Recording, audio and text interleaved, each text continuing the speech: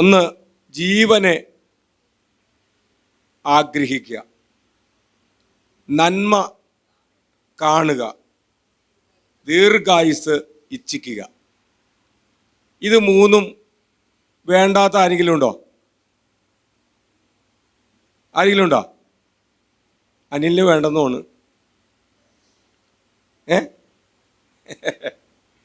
എല്ലാവർക്കും ഇത് ഇഷ്ടമാണ്. ജീവനെ നമ്മൾ ആഗ്രഹിക്കുന്നു, നന്മകൾ കാണാൻ നമ്മൾ ആഗ്രഹിക്കുന്നു, ദീർഘായുസ്സോടുകൂടെ ജീവിച്ചിരിക്കുവാൻ ആഗ്രഹിക്കുന്നു. രോഗങ്ങളൊക്കെ വരുമ്പോൾ നമ്മൾ ചിലപ്പോൾ ഇങ്ങനെ പറയും, എന്താ മരിച്ചാൽ മതി. ഞാനും പറഞ്ഞിട്ടുണ്ട്. പക്ഷേ നമ്മൾ ജീവനോടിരിക്കുന്നത് കൊണ്ടുള്ള പ്രയോജനം നമ്മുടെ തലമുറകൾക്കാണ്. അതാണ് അതിൻ്റെ പ്രത്യേകത. നമുക്ക് മരിച്ചു പോകാൻ എളുപ്പമാണ്, നമുക്ക് പോകാം. പക്ഷേ ജീവനോടിരിക്കുന്ന നമ്മുടെ തലമുറകൾ അവരാരോരുമില്ലാതായി മാറും. അവരുടെ ആവശ്യങ്ങൾ വരുമ്പോൾ, അവരുടെ ഭാവി വരുമ്പോൾ അതിനുവേണ്ടി അവരെ കൈപിടിച്ച് നടത്തുവാൻ മാതാപിതാക്കളായിരിക്കുന്ന നമ്മൾ ജീവനോടിരുന്നേ പറ്റൂ. അത് നമ്മുടെ എല്ലാവരുടെ ജീവിതത്തിൻ്റെ അനുഭവമാണ്. നമ്മുടെ മക്കളോട് ചോദിച്ചാൽ അറിയാം, എൻ്റെ മാതാപിതാക്കളൊക്കെ കൂടെ കൊണ്ടുപോയി കാര്യങ്ങളൊക്കെ ഇങ്ങനെ നടക്കുന്നു. അപ്പം മരിച്ചു പോകാൻ നമ്മൾ ആഗ്രഹിക്കുന്നുണ്ടെങ്കിലും ഉള്ളിൻ്റെ ഉള്ളിൽ കുറച്ചും കൂടി കിട്ടിയാൽ കൊള്ള. ഇതാണ് മനുഷ്യൻ്റെ ആഗ്രഹം. അപ്പം 3 കാര്യങ്ങൾ ഇച്ഛിക്കുന്നവൻ ആര്? അപ്പം ഈ 3 കാര്യങ്ങൾ നമുക്ക് കൈവരിക്കണമെങ്കിൽ അടുത്ത 2 വാക്യങ്ങൾ പറയുന്ന കാര്യങ്ങൾ നമ്മൾ ചെയ്തേ പറ്റൂ. അത് നമുക്ക് വായിക്കാം. ഒന്നാമത്തെ കാര്യം, ദോഷം ചെയ്യാതെ നിന്റെ നാവിനെയും, keep your tongue from evil. പാപത്തിൽ നിന്നും നിന്റെ നാവിനെ സൂക്ഷിക്കണം. ഒന്നാമത്തെ കാര്യം അതാണ്. നമ്മുടെ എല്ലാവരുടെ പ്രശ്നം അതാ. പാപത്തിൽ നിന്ന്,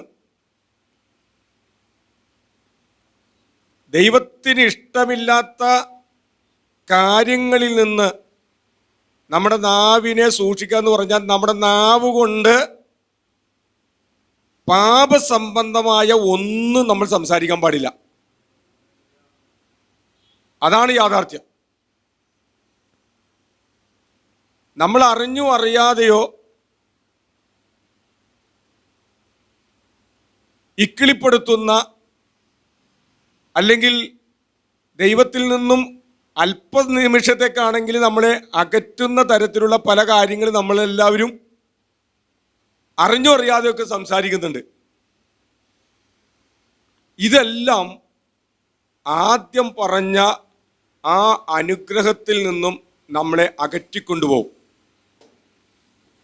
ഇത് നമ്മൾ മനസ്സിലാക്കിക്കൊണ്ട് നമ്മുടെ അധരത്തെ പാപത്തിൽ നിന്നും സൂക്ഷിക്കണം. രണ്ടാമത് പറയുന്നു, and your lips from speaking ഡിസീറ്റ്. നമ്മുടെ അധരങ്ങളെ വ്യാജ വർത്തമാനത്തിൽ നിന്നും സൂക്ഷിക്കണം. വഞ്ചനകരമായ,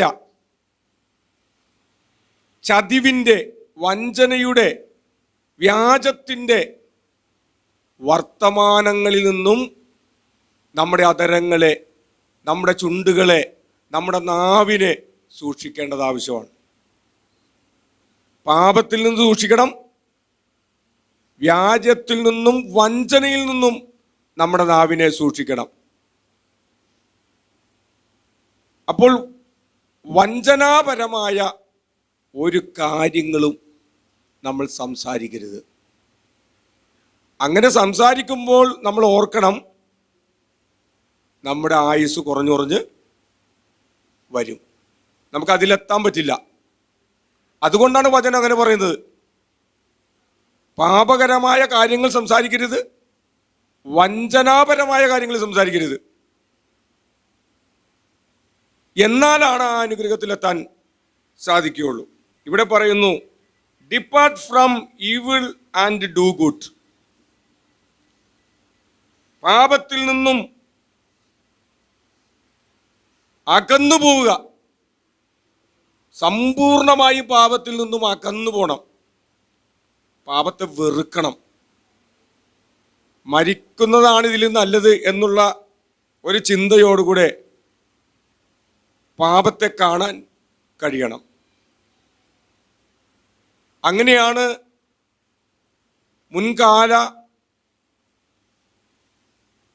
ആദി മാതാപിതാക്കളായിരിക്കുന്ന ആ വിശ്വാസികളുടെ അവരുടെ ജീവിതം നമ്മളെ പഠിപ്പിക്കുന്നതാണ്.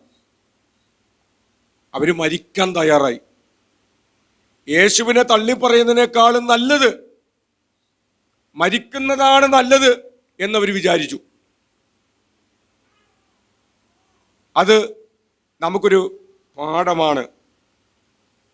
ഡു ഗുഡ്, നല്ലത് മാത്രം ചെയ്യണം. ഇവിടെയൊക്കെ വലിയ പ്രശ്നമാണ്. നമ്മൾ നല്ലതും ചെയ്യും, ചീത്തതും ചെയ്യും. അങ്ങനെയല്ല, നല്ലത് ചെയ്യുക, നന്മ പ്രവർത്തികൾ ചെയ്യുക. സീക്ക് പീസ്, സമാധാനം അന്വേഷിക്കുക, സമാധാനം അന്വേഷിച്ച് നടക്കുക. അതിനെ, സമാധാനത്തെ പിന്തുടരുക. സമാധാനം അന്വേഷിക്കുക മാത്രമല്ല, അതിനെ പിന്തുടരുവാനും നമുക്ക് കഴിയണം.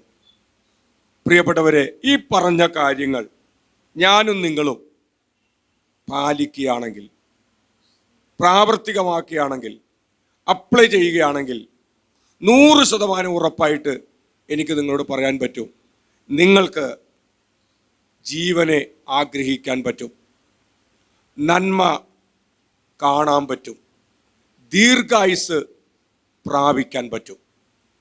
അതിലേക്ക് ഈ ചിന്തകൾ നമ്മെ നയിക്കട്ടെ എന്ന് ആത്മാർത്ഥമായി ആഗ്രഹിക്കുകയും ആശംസിക്കുകയും ചെയ്തുകൊണ്ട് ഞാൻ ദൈവസന്നിധിയിൽ ഇരിക്കുന്നു. കർത്താവ് നമ്മെ സഹായിക്കും.